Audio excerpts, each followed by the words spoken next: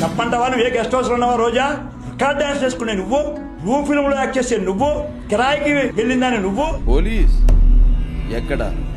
మీ cinema పరిశ్రమలో లంచముండలు లేరా? మీ సినిమా పరిశ్రమలో లంచముండలు లేరా?